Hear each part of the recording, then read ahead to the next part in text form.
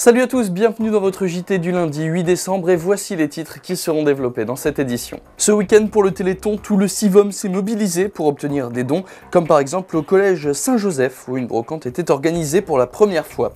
Autre événement, ce week-end c'était la Saint-Nicolas, Saint-Nicolas qui est d'ailleurs passé par la maison de retraite Les Oyas, tout comme les familles et les enfants du personnel conviés pour une journée sur le thème Manger Bouger.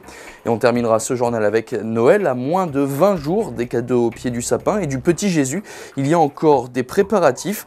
Pour ce faire, ce week-end, l'On-Plage organisait son traditionnel marché de Noël. Ce week-end, c'était donc le Téléthon et beaucoup d'associations du Gravelinois et du Sivom se sont donc prêtées au jeu.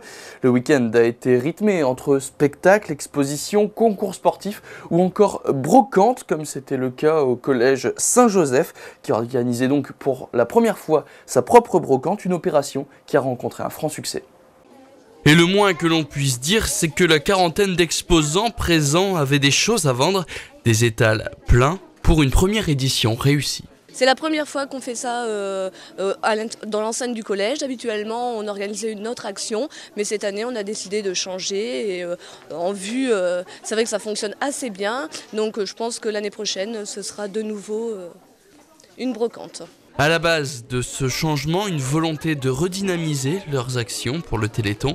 Et à la base de ce projet, on retrouve des enseignants et une association vieille de quelques années. On est une équipe d'enseignantes, les enseignantes surtout féminines du collège Saint-Joseph. Et on a l'association du collège qui s'appelle Ouvrons nos livres. C'est une association qui permet justement de faire des actions, mais également d'acheter des livres pour le CDI, pour pouvoir aider les élèves à utiliser tout de même encore les livres et pas que Internet. Et pour ce faire, tout le monde a mis la main à la pâte. On a fait participer les parents d'élèves, leurs amis, au niveau de 5 € pour payer l'emplacement de 2 mètres et tout sera reversé au Téléthon. En plus de cette brocante, il y avait un stand avec des gâteaux offerts par les parents pour encore plus de bénéfices au profit du Téléthon. A noter que dans la région Nord-Pas-de-Calais, ce sont plus d'1 300 000 € qui ont pu être récoltés. Vous pouvez continuer à envoyer vos dons jusqu'à la fin de la semaine et c'est au 36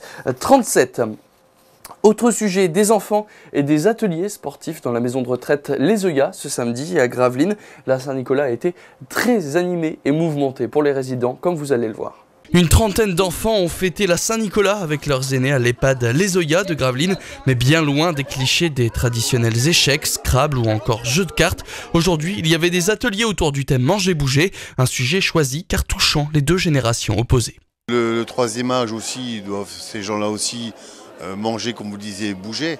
Et donc ils n'ont plus la possibilité de faire comme ils étaient un peu plus jeunes, mais toujours le fait de pouvoir bien manger, manger équilibré, et alors bouger pour eux, c'est faire un peu de marche à pied, si c'est possible un peu de maintien debout, assis, voilà, c'est le fait de pouvoir exercer un peu de déplacement. C'est déjà ça. En tout, 4 groupes se sont relayés sur 4 ateliers. Pour les sportifs, un parcours de motricité et de jeu d'adresse.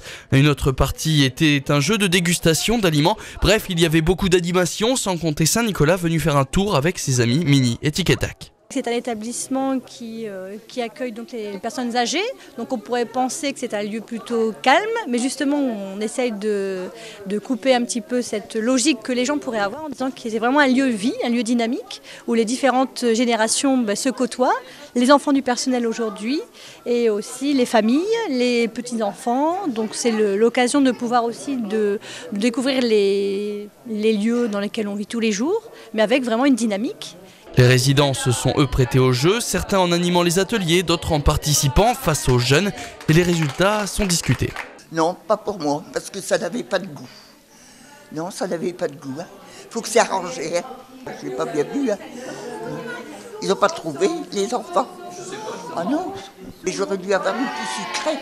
J'aurais goûté, j'aurais trouvé là. Bon allez, au final, on peut vous dire le gagnant.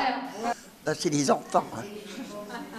Pendant 3 jours, le marché de Noël a donc envahi le centre-ville de l'On-Plage. Beaucoup d'animations, beaucoup de passages aussi, notamment pour l'arrivée du Père Noël le samedi soir. Et les personnes se sont ensuite dirigées au stand de vin chaud tenu par l'association Quimp Animation. Le vin chaud, c'est incontournable des marchés de Noël, idéal pour se réchauffer en ce samedi soir plutôt froid. La recette du vin chaud, elle est toute simple. Je dois la donner officiellement ? Bon, officiellement, allez, pour faire plaisir. Pour un bidon de vin chaud de 5 litres, 500 g de sucre et 500 g de miel liquide. Et on rajoute, soit qui veut, un peu de kirsch. Pas de fruits, non. Pas de potion magique ni rien. Donc voilà pour les ingrédients. Et ensuite, surtout très chaud, sinon c'est aigre. Moyenne de 80. En litres, c'est 5 litres et on a fait 7-8 bidons. Alors, il y a un bon 40 à 50 litres. alors cette recette a eu un succès fou et les 40 litres de vin chaud sont très vite partis. Ah bah les bidons ils se tournent sur 3 plaques électriques et on fait 6-7 bidons comme ici sur une soirée. Et justement, vous verrez que du monde il y en a eu et toutes les images de ce marché de Noël, ce sera demain dans votre plein phare. Le journal d'aujourd'hui est lui désormais terminé, merci à tous de l'avoir suivi. Tout de suite, vous avez rendez-vous avec Aurélien Février et son Delta Sport. Quant à nous, on se retrouve demain à 18h30 pour un nouveau JT. Très bonne soirée à tous sur Delta TV.